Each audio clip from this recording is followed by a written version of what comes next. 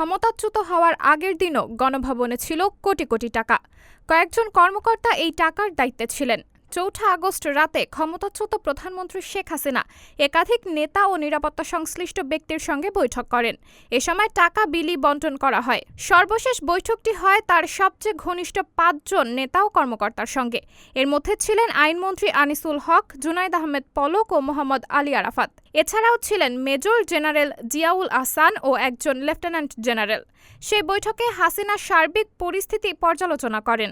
বলেন, আর অপেক্ষা নয়, আর আপোষ নয়, নির্বিচারে গুলি চালিয়ে পরিস্থিতি শান্ত করতে হবে। বৈঠকে যোগ দেন আইজিপি চৌধুরী আব্দুল্লাহ আল মামুন।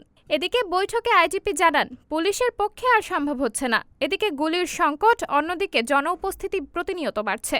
গুলি করেও থামানো যাচ্ছে না। সেনাবাহিনীর তরফে আগেই জানানো হয়েছে, কোনো অবস্থাতেই তারা গুলি করবে না। হাসিনা এটা শোনার পর কোনো একজন কর্মকর্তাকে উদ্দেশ্য করে বললেন, আমি তোমাদের জন্য কি না করেছি, তোমরা এখন সবাই গা বাঁচানোর চেষ্টা করছো, যা করার আমিই করব। হাসিনা তখন আরও বলেন, সেনাবাহিনী মার্শাল ল দিচ্ছে না কেন, তাহলেই তো পরিস্থিতি ঠান্ডা হয়ে যায়। এ সময় সেনাপ্রধান জেনারেল ওয়াকারুজ্জামান আগেই জানিয়ে দিয়েছিলেন, মার্শাল ল এর পক্ষে তাদের সায় নেই। মার্শাল ল দিয়ে পরিস্থিতি শান্ত করা সম্ভব নাও হতে পারে।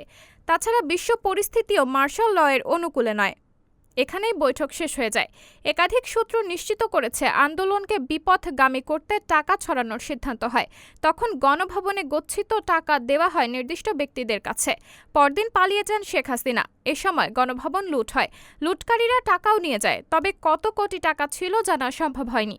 ৫০ লাখ টাকা উদ্ধার করে সেনাবাহিনীর হাতে দেয় জনতা। সাবরিনা জলিল, সবার কথা।